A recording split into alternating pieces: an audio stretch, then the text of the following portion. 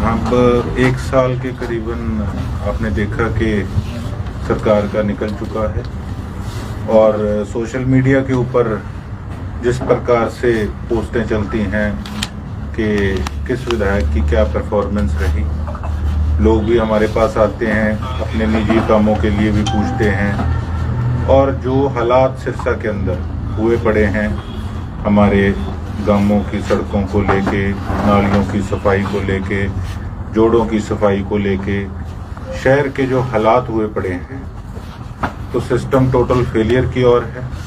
सिरसा के अंदर एक इस प्रकार की राजनीति चल रही है कि किस प्रकार से एक ऐसा माहौल क्रिएट कर दो जिससे कि सारी चीज़ें एमएलए पे आएं। और नो डाउट ये रिस्पॉन्सिबिलिटी भी एमएलए की बनती है, बट मैं आपके माध्यम से आज इसलिए आपको मैंने निमंत्रण दिया, आपका सबका स्वागत करता हूं कि मैं अपनी बातें खुल के आप लोगों के आगे रख सकूं कि किस प्रकार से हमने प्रयास करे हैं। लेकिन ये गवर्नमेंट, जिसका मैं एक हॉस्पिटल के लिए मैंने धन्यवाद भी किया था, जो कि बड़ा लंबा संघर्ष केवल मेरा ही नहीं, सिरसा वालों का भी उसके लिए रहा था। अगर मैं उसके लिए धन्यवाद करना जानता हूँ तो इनके जो फेलियर हैं उसके लिए भी मेरी आवाज़ कोई दबा नहीं सकता। और मैं बड़ा स्पष्टवादी इंसान हूँ, मुझे जो हमारे काम करेगा उसका धन्यवाद करेंगे, और जो इस प्रकार से हमारे इलाके को अंधकार की ओर धकेलेगा तो उसके खिलाफ भी हम अपनी आवाज़ बुलंद करने में कोई और कसर नहीं छोड़ेंगे। आज मैं किसी भी राजनीतिक बात से हटके केवल और केवल मुद्दे की बात पे आज मैंने प्रेस कॉन्फ्रेंस बुलाई है। सबसे पहले आपको हम दिखाना चाहेंगे कि कितना बुरा हाल इस गवर्नमेंट का और प्रशासन का है, बिल्कुल निकम्मा प्रशासन। ये डी प्लान का काम जो हमने दिया था, इसके अंदर तकरीबन 17 ट्यूबवेल मैंने दिए थे, इनका बिल्कुल भट्ठा बैठ चुका है। तकरीबन इन्होंने 17 में से ये 6 ट्यूबवेल पास करने का काम किया। और ये आप लगा लो कि जब मैंने ये दिया था 17/5/2025, ये 17 ट्यूबवेल इसके अंदर मेंशन है सभी, और इन्होंने पास किए हैं केवल 6, जिनका अभी तक काम भी नहीं शुरू। उसके बाद वेंगी का आपको दिखाते हैं, जो कि एक एमएलए की ग्रांट, उसका अधिकार होता है कि किस प्रकार से देनी है। ये 2024 से 25 ये गांव के अंदर जो जो जिम हमने लगवाने थे, ये आप देख लीजिए, ये जिम की लिस्ट जो है ये आपके सामने है। ये काम दिए को दूसरे महीने में 10वीं तारीख को ये हमने दिए थे, अभी तक भी इस पे किसी प्रकार की कोई भी कार्रवाई नहीं है। उसके बाद ऑटो मार्केट का कितना बुरा हाल। ऑटो मार्केट के अंदर आपने देखा कि हम डिप्टी कमिश्नर सिरसा से 4-5 बार मिल चुके हैं, उनको लेटर लिख चुके हैं कि जो 8-9 करोड़ रुपया पड़ा है ऑटो मार्केट का, आप उसको क्यों नहीं लगाते। जो वहाँ दुकानों की ऑक्शन वगैरह होनी है, आप उसको क्यों नहीं करते। 1 साल के करीब हो गया, ऑटो मार्केट के लोग नरक की जिंदगी व्यतीत कर रहे हैं, लेकिन ये प्रशासन सो रहा है। मैंने इसको विधानसभा के अंदर भी उठाने का काम किया। उसके बाद बंबूर माइनर, दिंगतानिया माइनर, बड़े पुराने माइनरों की जो मांग है ये आपके सामने है, ये भी विधानसभा के अंदर उठाने का काम केवल एक बार ही नहीं 3-4 बार किया कि अगर ठीक है, अगर जमीन कलेक्टर रेट पे हमारा किसान देने को तैयार नहीं है तो उसमें पाइपलाइन डाली जाए और कोई इस प्रकार का प्रोविजन बनाया जाए कि उसके अंदर कोई मेन हॉल बने और उनको खोल के उनकी सफाई ढंग से हो सके, ताकि पानी सही ढंग से किसानों के खेतों तक पहुंच सके। उसके बाद हाउसिंग बोर्ड के जो फ्लैट हैं, हाउसिंग बोर्ड के फ्लैट को देखकर चुल्लू भर पानी में डूब मर जाना चाहिए इस सरकार के लीडरों को, जो यहाँ सिरसा के अंदर आके यहाँ पे लंबे लंबे अपनी बातें करके जाते हैं कि हमने तो ये कर दिया, हमने वो कर दिया। एक बार कभी हाउसिंग बोर्ड फ्लैटों को देख के आए कि किस प्रकार से नरकीय जीवन व्यतीत वहां के लोग कर रहे हैं, और नगर परिषद की जिम्मेवारी बनती है कि वहां की सफाई कराएं। लेकिन हाल देखो आप जाके क्या है। विधानसभा तक के अंदर इस मुद्दे को उठाने का काम किया, लेकिन किसी प्रकार की अभी तक उस पर कोई कार्रवाई नहीं है। उसके बाद बहुत गंभीर विषय, सबसे बड़ा विषय, हमारे सिरसा के अंदर जो रजिस्ट्रियां बंद, कुछ रकबा व किले नंबर ऑथोराइज्ड एरिया के अंदर जो शामिल नहीं हो पाए, हमने कई बार रिक्वेस्ट करी, विधानसभा के अंदर भी उठाया कि उसका फिर से सर्वे कराया जाए और जो भी वहां पे किला नंबर है या मुरब्बा नंबर है वो रजिस्ट्रियां जो है उसको ऐड करके ऑथराइज्ड एरिया के अंदर रजिस्ट्रियां खोली जाएं, ताकि किसी के कोई घर पे कोई शादी है, किसी को कोई बीमारी है, तो अगला अपनी प्रॉपर्टी बेच के कम से कम वो खर्चा जो है वो निकाल सके। लेकिन सरकार और प्रशासन सो रहा है। उसके बाद जो नहरों की बात थी, बेशक शेरावाली माइनर, वन मंदोरी माइनर, सिरसा मेजर, जो 15 दिन पहले चला करती थी, अब वो 7 दिनों पे आ गई थी। आप लगा सकते हैं अंदाजा कि कितना पानी बाढ़ के समय हमारे साथ वाले प्रदेशों के अंदर था। लेकिन किस प्रकार से फेलियर, हमारा पानी हमारे हिंदुस्तान का पाकिस्तान में जा रहा है, लेकिन हमारे सिरसा के अंदर 15 दिनों से उठा के नहरें 7 दिन की कर दी थी। जब विधानसभा में उठाया गया मुद्दा, उसके बाद कहीं जाके थोड़ा मोटा उस पर सुधार आया। उसके बाद एक सीओ जिला परिषद का, ये देख लीजिए कि किस प्रकार से, मैं साफ कहना चाहूंगा, इनके पब्लिक हेल्थ के मिनिस्टर गंगवा जी ने आके मुख्यमंत्री जी के आगे इसको कहीं ना कहीं शाबाशी देने का और थापी मारने का काम किया था कि ठीक है तू इस प्रकार से अड़ा है। मुझे कहते मंत्री जी कि आपने जिस प्रकार से गाड़ी उसके पीछे भगाई, कोई ऊंची नीची हो जाती तो। मैं कहा मंत्री जी गाड़ी तो उसने भगाई थी, हम तो हाथ जोड़ के रिक्वेस्ट कर रहे थे कि एक बार आप रुको, कम से कम हमें जवाब दो कि ये जो काम है, ये जो पूरा आपके सामने ये जो जत्था है कामों का, ये इसके ऊपर सभी पे डेट इंक्लूड करी गई है कि गांव के काम, सफाई के काम, जोड़ों की सफाई के काम, ये सारी डिटेल हमने बना के विद रेफरेंस नंबर डाल के, विद डेट डाल के, इसके ऊपर ये सारे कागज जो हैं ये हमने कई बार लगा चुके हैं। लेकिन ये सरकार के लोग इस निकम्मे सीओ को कहीं ना कहीं शय देने का काम कर रहे हैं। कौन जवाब देगा कि ये जो जत्था पूरा मेरे सिरसा विधानसभा के गांव के कामों का है, जो लोग मेरे से आगे पूछते हैं कि भाई साहब हमारी सड़क का क्या बना, तो इसका जवाब क्या गंगवा मंत्री जी आकर देंगे? और मुख्यमंत्री जी कहते हैं उस पे कि कोई बात नहीं, आप पे आंच नहीं आएगी। क्या इस चीज की शाबाशी और इस चीज का इनाम मुख्यमंत्री जी आप इस निकम्मे अफसर को यहाँ पर आकर दे के जा रहे हो कि हमारे गांव के अंदर मुख्यमंत्री जी कभी इस गंगवा मंत्री को साथ लेकर आओ और इससे पूछो, इसको दिखाओ कि किस चीज की शाबाशी तू इस अफसर को दे रहा है, जब हमारे इलाके के गांवों का भट्ठा बैठा हुआ है। इस कामों का कौन जवाब देगा, मुझे यह बता दो। इनका एडीसी अगर उसको कोई कंप्लेंट लिखते हैं कि आपका अफसर इस प्रकार से जवाब देता है कि मैं किसी का गुलाम नहीं लगा, तो पत्रकार साथियों के आगे एडीसी कहता है मेरे पास तो कोई शिकायत नहीं है। आज तक की अचीवमेंट इस एडीसी की बता दो कि इस एडीसी ने कभी अपने दफ्तर से निकल के कभी गांव में जाके हालात देखे हैं क्या? कभी इसने जाके जो कूड़े के डंप जे कॉलोनी के आगे, सब्जी मंडी के आगे, बस स्टैंड के आगे, जो डवाली रोड क्लब के आगे लगे हैं, कभी इस डीएमसी एडीसी जो एक ही व्यक्ति है, कभी इसने जाके हालात वहां पर देखे हैं क्या? क्या आपकी ड्यूटी क्या है और किस प्रकार से आप अपना कर्तव्य निभा रहे हो? जरा एडीसी साहब इस बात का मुझे जवाब दीजिएगा। उसके बाद काडा के अंदर आपको दिखाते हैं कि काडा के काम जो खाड़ों के हमने पाइपलाइनों के लिख के भेजे थे, इस पर भी अभी तक किसी प्रकार की कोई कार्रवाई नहीं है। ये विद रेफरेंस नंबर सभी काम गांव के हमने इस पे लिख कर, इनको फोन कर हम थक चुके हैं। इसीलिए आज हम मजबूर हुए हैं कि किस प्रकार से अब समय आ गया, 1 साल का समय हमने इन लोगों को दिया, लेकिन अब मुझे लगता है कि संघर्ष की शुरुआत जो है वो फिर से करनी पड़ेगी।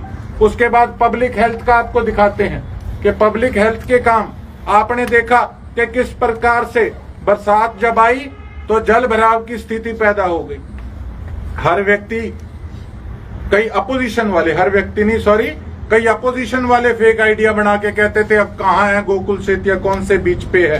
मैं कहा जो पुराने लोग बीच पे थे उन्हीं कारण से आज सिरसा के ये हालात बने हुए थे। जो आप ये देखिए, जो सफाई के सीवरेज लाइनों के जो टेंडर होते थे, अब तक उसमें सफाई क्यों नहीं हुई? बिल्कुल पानी की निकासी ठप थी। मौके पे बुला के मशीनें लगवा के सीवरेज लाइनों की जो है वो टेम्परेरी सफाई कराई गई अगर पहले 5 साल सफाई ढंग से सीवरेज सिस्टम की होती तो इस प्रकार से शहर का फेलियर नहीं होता था। हमने ये बकायदा सारे वार्ड वाइज इनको काम जो है वो लिखकर भेजे थे कि कहां कहां पे सीवरेज की लाइनें नहीं है। ये आपके सामने है। अपनी तरफ से जो एक एमएलए का कर्तव्य होता है, ये काम जो लोग 5 साल में करते हैं, हमने 1 साल के अंदर अपनी तरफ से सारा काम जो है वो करके दिया है। अब मार्केटिंग बोर्ड का आपको दिखाते हैं कि मार्केटिंग बोर्ड के अंदर जो सड़कें हैं वो हमने इनको लिख कर दी थी, उस पर भी अभी तक कोई कार्रवाई नहीं है। इसके 2-4 काम थे मार्केटिंग बोर्ड के। बिजली बोर्ड को आपको दिखाते हैं कि जो लाइनें, बड़ी लाइनें घरों के ऊपर से जो गुजर रही थी या मोहल्लों के अंदर जो लाइनें अभी तक जिनकी हालात जिनके बुरे थे वो हमने लिखकर भेजे। अभी तक वो भी सारे काम उसी प्रकार से, अगर कल को कि कोई वहां पे ट्रेजेडी हो जाती है, कोई इंसिडेंट हो जाती है, तो उसका जिम्मेवार आखिर फिर कौन होगा। उसके बाद डीसी साहब को हमने लिख के दिए थे काम, काली माता मंदिर के बाईपास डवाली रोड तक ग्रीन बेल्ट, इसको मंत्री जी से बात हुई और इनको रिक्वेस्ट की कि आप इसका प्रपोजल बनवाएं। अभी तक इस पे कोई कार्रवाई नहीं। आप जाके देखिएगा, काली माता के मंदिर से लेके और डवाली रोड बाईपास तक ग्रीन बेल्ट के नाम पे मजाक है। उसके बाद नगर सुधार मंडल वर्ष 2004 से 2005 सिरसा द्वारा विकसित कॉलोनी स्कीम नंबर 34 में बिजली, पानी, सीवरेज, 4 दीवारी व पार्क आदि सुविधाओं की कमी को पूरा करने के लिए इस पे भी अभी तक किसी प्रकार की कोई भी कार्रवाई नहीं है। ये सारे काम डिप्टी कमिश्नर के 2-2 मिनट के काम है, लेकिन 1 साल का कार्यकाल टप गया आपके सामने। उसके बाद भादरा पार्क जहां हमने कई बार जाके सर्वे किया, जो एजेंसी थी उनको भी हमने कहा कि अगर आप सही ढंग से इस पे काम नहीं करोगे, कि आपने काम तो लाखों करोड़ों का दिखा रखा है और वहां हजारों का काम भी नहीं हुआ। और जैसे नगर परिषद अब बीजेपी हलोपा की फिर से बनी, आप फिर से जाके देख लीजिए उस पार्क के क्या हालात है। उसके बाद नेशनल कॉलेज के सामने जो पार्क पड़ा है, हमने कहा था कि वहां साथ वाली जो गली है जो अंदर कॉलोनी को जाती है, एक तो वो चौड़ी हो जाएगी और एक वहां एनओसी देके उस जगह को पार्क बनाया जाए। और जितने हमारे रेडी वाले भाई हैं, जो ऑटो वाले भाई हैं, जो बस स्टैंड के आगे खड़े होते हैं, सॉरी ऑटो वाले नहीं, रेडी वाले, कि उनके लिए भी पार्क के साथ साथ एक स्थान वहां बनाया जाए। खुली जगह पड़ी है ताकि वो आराम से वहां पे काम कर सकें। नहीं तो हम देखते हैं जब भी ग्रीवेंसेस की मीटिंग होती है, एक आधा बंदा कोई एप्लीकेशन लगा देता है तो किस प्रकार से उनको डंडे मार के वहां से हटाया जाता है। उसके बाद ये ऑटो मार्केट की, ये फिर से बात ऑटो मार्केट की बीच में आ गई। मैं डिप्टी कमिश्नर साहब से पूछना चाहूंगा कि डीसी साहब, एक ये छोटा सा काम है, या आपको समय नहीं 1 साल से मिल रहा, या आपकी नीयत नहीं है, या आप पे किसी का प्रेशर है, आप ये बता दो कि आज जो ऑटो मार्केट वाले हमारे साथियों का ये हाल हो रहा है, उसके पीछे जिम्मेवार कौन है। उसके बाद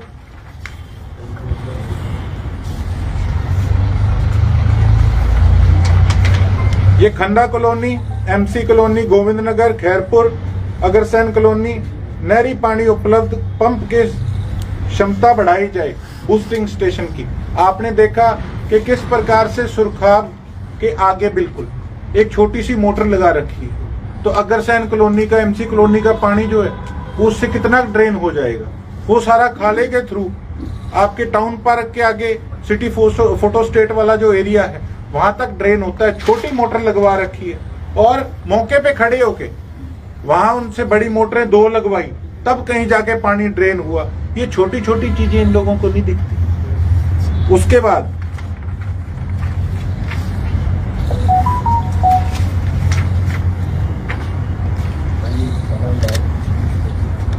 जितनी भी शहर के अंदर, सबसे मेन कारण आपको मैं बताऊं, जो हमारे शहर के अंदर सफाई नहीं रहती। जितनी भी सड़कें हैं, सड़कें और दुकानों के बीच में जितनी जगह है वो सारी कच्ची जगह है। उसको किस प्रकार से ये लोग पक्का कराएं, और अगर उसको पक्का नहीं करवा सकते तो कम से कम उस पर ग्रीनरी का काम करवाएं। ये भी मैंने 3-3, 4-4 बार डिप्टी कमिश्नर सिरसा से बात कर ली कि आप इसके लिए कोई ना कोई सिस्टम बनाओ।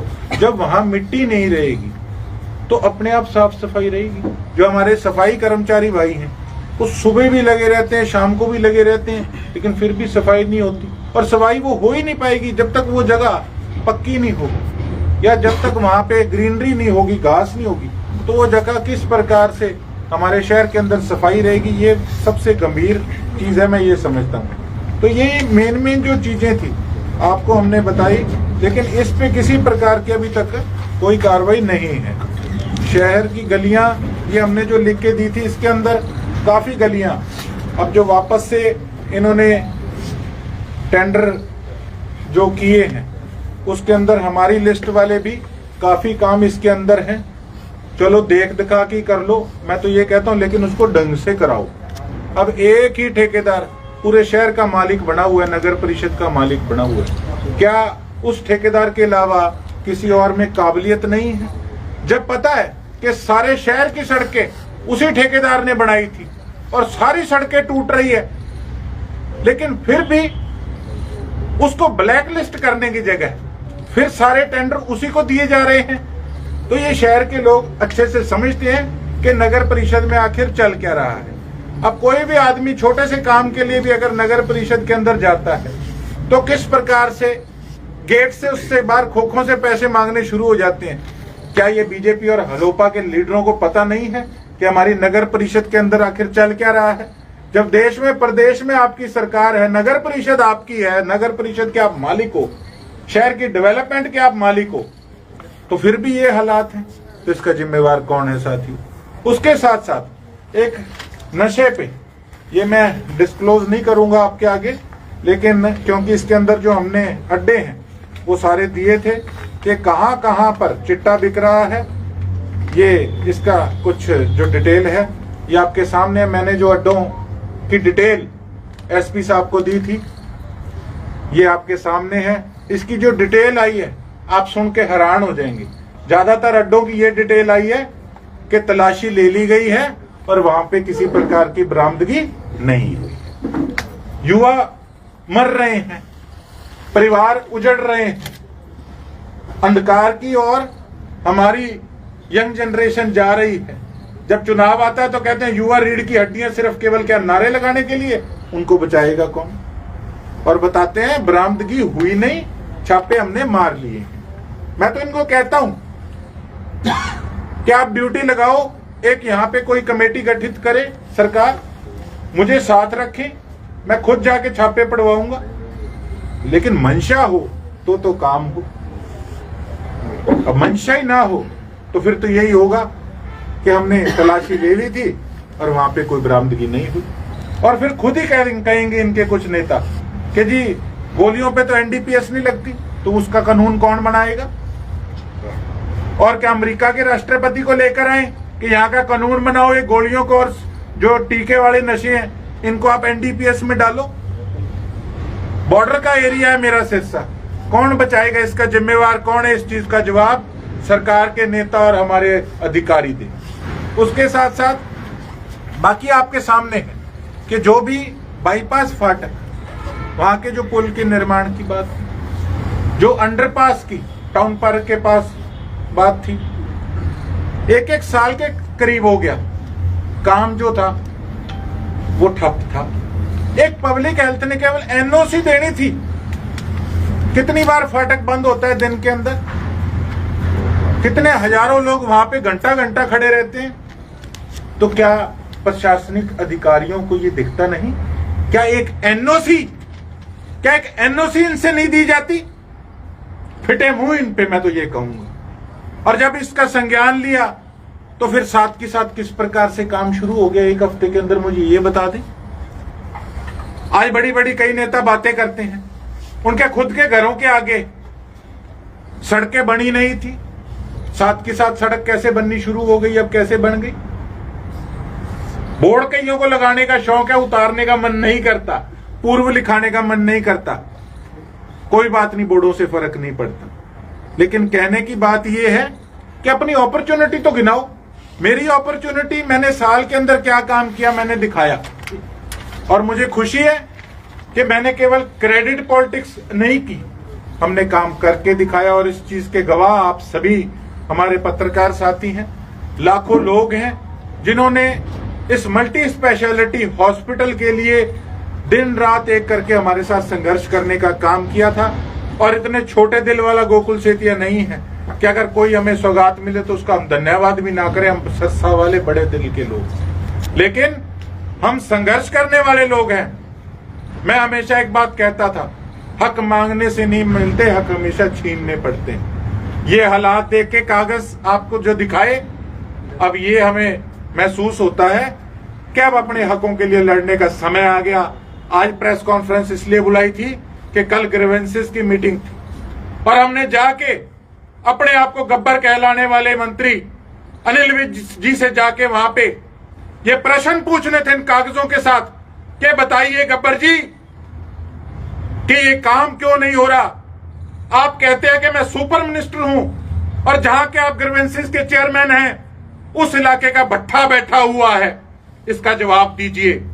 लेकिन सुनने में आया है कि ग्रीवेंसेस की मीटिंग जो है वो कैंसिल हो गई है। 4 तारीख को दिशा की मीटिंग है, हमारी एमपी मैडम शैलजा जी वो मीटिंग लेंगी।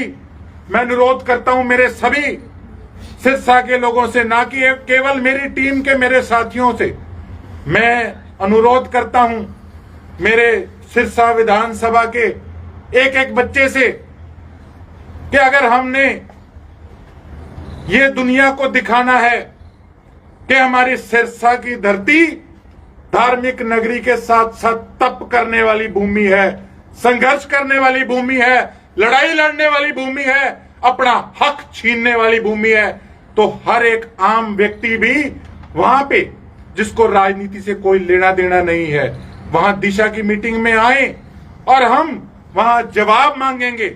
मुझे कोई लेना देना नहीं कि वहां पे किस प्रकार से प्रोटोकॉल से काम चलता है, कौन सा विधायक अपने इलाके का क्या वहां पे मुद्दा रखता है।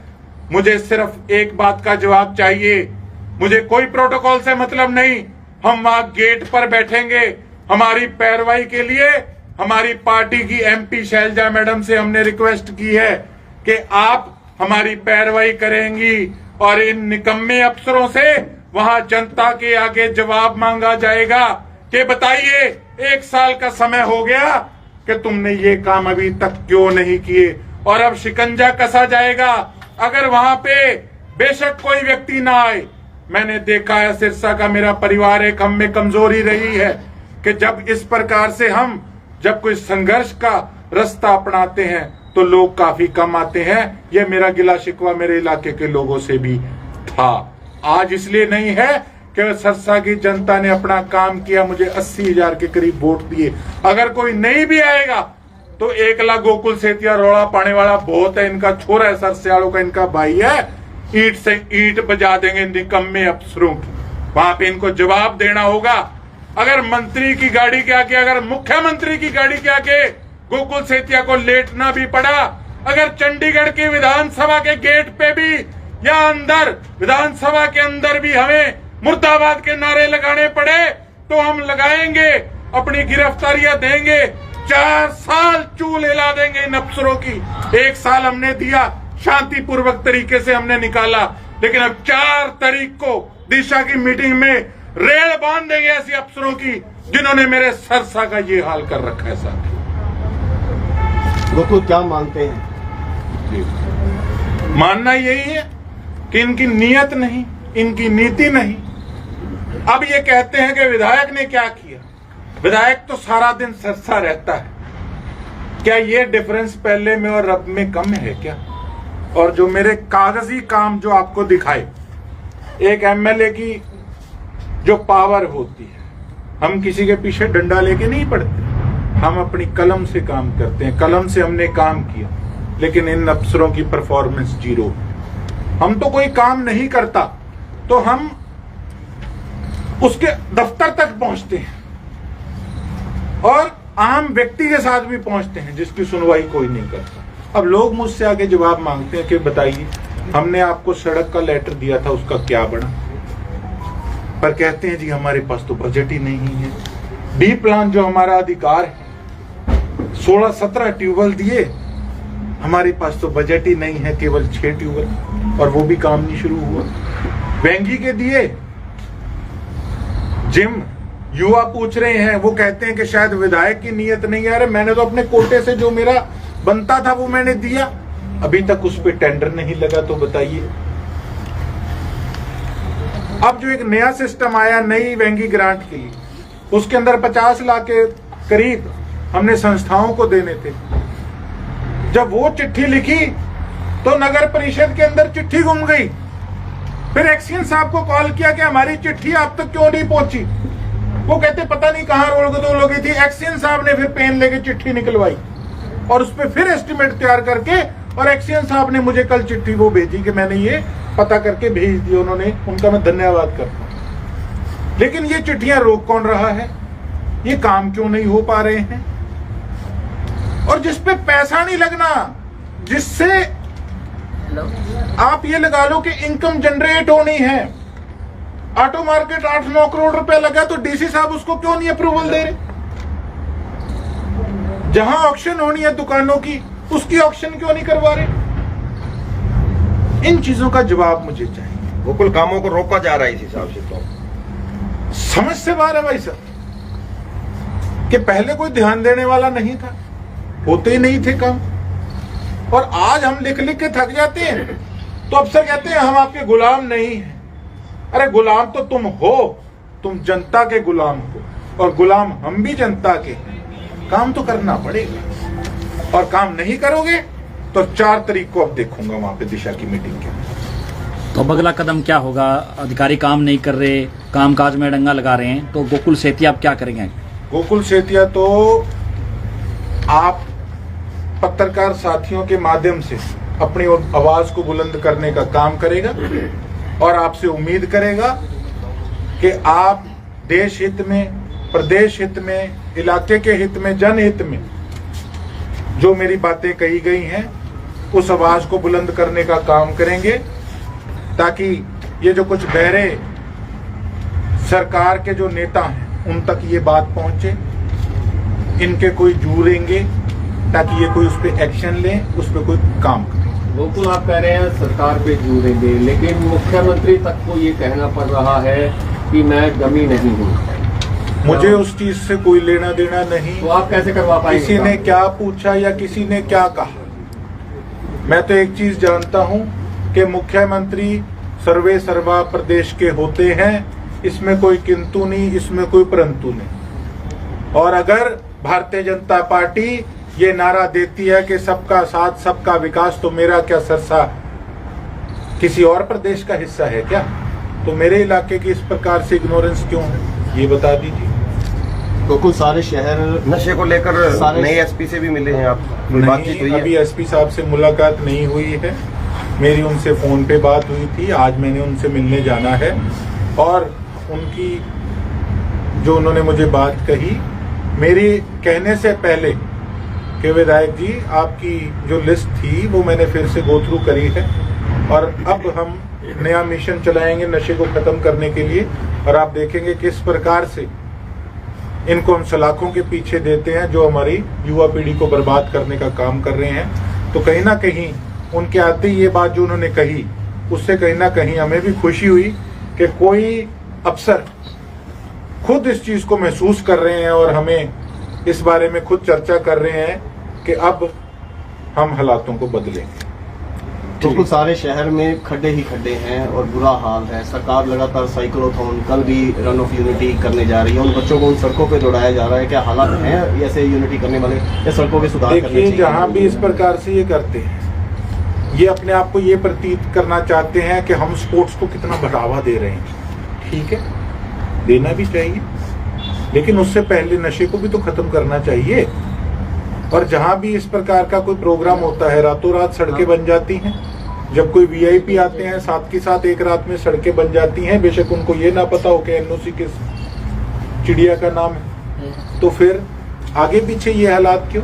और जब इस प्रकार के हालात होते हैं, जब रातों रात सड़कें बनती हैं, इनका और जो है ना मार्केट के अंदर, लोगों के अंदर वो एक साफ मैसेज जाता है कि काम तो होता है लेकिन करना नहीं कोई चाहता। एक साफ सा मैसेज जाता है। गोकुल जी, नशे को लेकर आपने बात की, कि उसी के दौरान एसपी को बदल दिया जाता है रातों रात, और जो नए एसपी आते हैं वो रानिया थाना के जो प्रभारी थे उनको हटा देते हैं। किस तरह से देख रहे हैं? देखिए, किस कारण से पुराने एसपी साहब को बदला गया, नए एसपी आए हैं, अब उस चीज़ों का तो मुझे पता नहीं, लेकिन हाँ, आते ही जो नए एसपी साहब ने एक्शन लिया है, अगर कोई कमी दिखी होगी तो साथ के साथ उन्होंने एक चीज़ लोगों, अपने प्रशासनिक अधिकारी जो उनके हैं पुलिस महकमे के, उनको एक मैसेज देना चाहा होगा कि सही ढंग से काम करो, नहीं तो इस प्रकार से तो बख्शा नहीं जाएगा। तो अच्छी शुरुआत। ठीक है।